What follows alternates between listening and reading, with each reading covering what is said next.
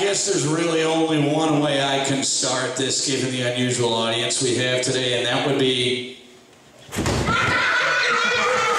never seen a fat man fall down. Oh, by the way, Sam was not lying. Star Wars actually did change his entire life. It's the reason he's never been laid.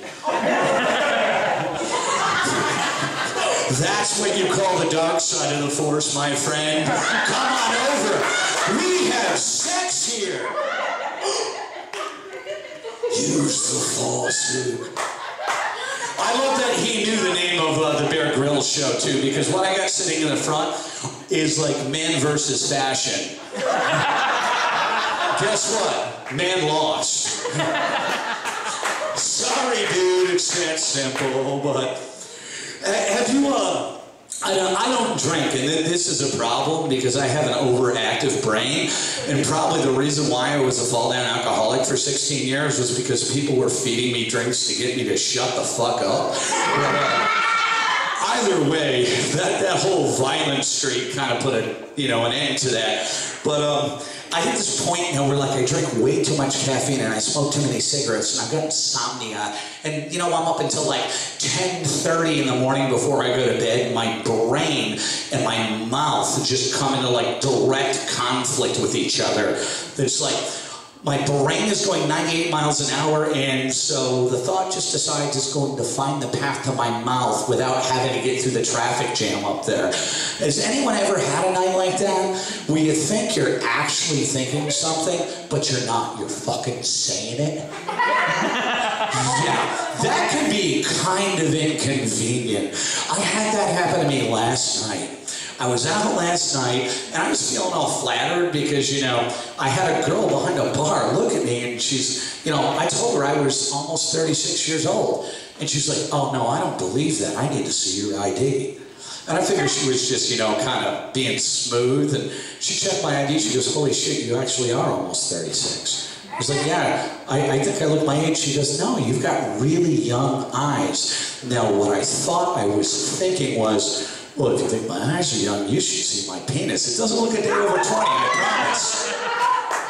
Turns out, her eyes got really wide. It was like, oh, fuck.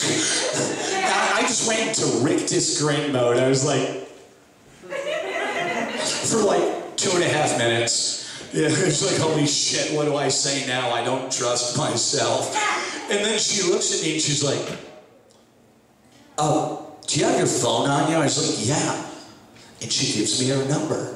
And then she goes back into the bar that she's working on. It's like, okay, I wasn't expecting that. And this guy walks up to me and he looks at me and he goes, dude, someday I want to be that fucking cool, man. I was like, no, you don't. You really don't. You have no idea. You have no idea how many handprints my children are probably going to be born with because I was slapped so fucking hard that it was genetically encoded. It's like, my child's going to have the weirdest set of birthmarks ever. It's going to be like... And his nuts are going to be permanently recessed. They're never going to drop. He's not going to know why. And I'm not going to tell him. But either way, vocabulary is a funny thing, isn't it? Have you ever noticed that? We do some of the strangest things with words in the English language. And I came up with a personal favorite recently.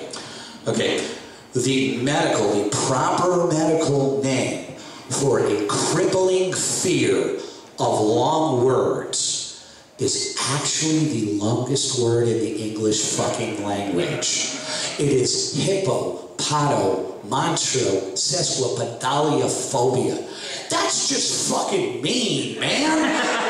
You know that was some psychiatrist trying to think of ways to fuck with his patients. He was sitting there doing the whoa fingers when he came up with that shit, right?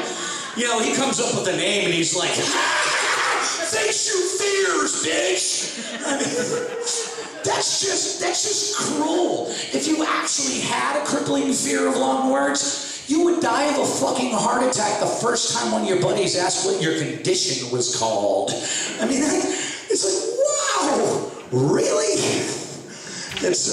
I love stuff like that. And also stuff like the fact that, is it just me, or given the meaning, isn't abbreviation an awfully long fucking word? I mean, think about it. It is 13 letters and 5 syllables. What is fucking brief about that? I mean, people actually abbreviate the word abbreviation. It just doesn't make any sense to me. And, you know, I also think about shit like convenience. Convenience is an awfully inconvenient fucking word to spell, isn't it? Especially if you're dyslexic. The I's and E's go all over the place. It's just not pretty. But, either way, I think about a lot of weird things, and I think about life lessons learned. More importantly, I think about the life lessons I should have learned a lot sooner than I actually did. Like watching my parents growing up, I probably should have figured something out at an early age. And that was, this is a tip for guys. If you are a man and you are living with a woman, I don't care if she's your girlfriend, your fiance, or your wife, do not ever, ever try and use her own argument against her. That is the relationship kiss of fucking death. That is how single people are made. Now, I should have learned that earlier on in life. My mother even went out of her way to explain it to me. And you know, I just didn't get the point. And then like 12 years later, I'm living with a woman. And you know, she's kind of OCD. She's the person who, she wouldn't let me do her grocery shopping and she wouldn't do mine. She would buy all of her own food, and then when she was taking it out of the bag, she would write her name on it with a Sharpie marker before putting it away in the fridge. I was not allowed to touch anything with her name on it. But my food disappeared with alarming fucking frequency. So I got sick of it, and one day while she was in the kitchen, I took her cottage cheese out, looked at her name on the lid, took the lid off and started eating it. And she got pissed. She's like, my name's on that. You know that's fine, my name is on that food. You should be eating that right now. And I'm like, you know, funny, my food disappears all the time. She goes, your name wasn't on it. Like, dude, there's only 2 of us living in this house. Process of goddamn elimination says that if your name's not on it, it's mine. So if it's okay for you to eat my food, it's okay for me to eat yours, right? She goes, oh, absolutely not. It's like, what? And this turned into a big argument. So I did what any sane man does when the argument's just never gonna end. I walked away, sat down on the couch, put in a DVD, and cranked that fucking TV volume up so high that there was no way that I could have heard her. She could have been sitting on my shoulder and screaming in my ear with a fucking bullhorn. I wouldn't have heard her over the DVD. That's just fine. Steven Seagal's kicking some ass. You don't exist. And that went on for like an hour. And then she comes out and she starts standing in front of the television. Like, oh no. Oh no, she's gonna start it up again. You know, she did. It turns out, kid, you're not gonna understand this, but it turns out that she was feeling that kind of after-argument frisky that we all get every once in a while.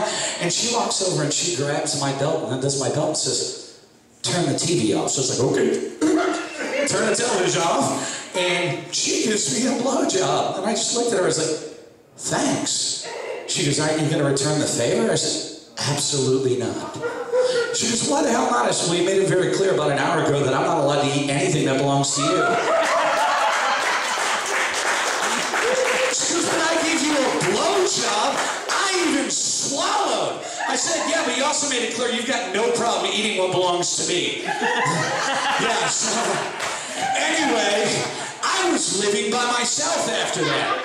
I was, however, not living by myself in my house. It was my house. I was on the lease. I paid all of the rent. My house. She looks at me and says, get the fuck out of my house. I said, it's not your house. It's mine. She goes, if you don't get out of my house right now, I'm going to call the cops. So I picked up a Sharpie marker and wrote my fucking name on the door. I said, see? Look, my name's on it. It's mine. Yeah, it just made me look worse when the cops got there. Try explaining that shit. She's looking at the cops going, oh my God, he's acting like a crazy person. He's writing his name on the door and the walls. I have no idea where he got that. And I'm looking at the cop going, look in the fridge, man! Just look in the fridge! You'll understand! Yeah, they didn't look in the fridge. Yeah, 2 hours later, I was out of the detention cell and lying in my car, rubbing my wrists from where the handcuffs were cutting in, going, Mom, hey, I know it's like 3 in the morning, but I need you to explain something to me again. Because I obviously didn't get the point growing up. But, Jake, am I out of time? Okay, I'm out of time, so I am going to bring Jake Johnson back up. And he's going to move us along with the show. Hopefully we'll have Kevin Smith on stage soon.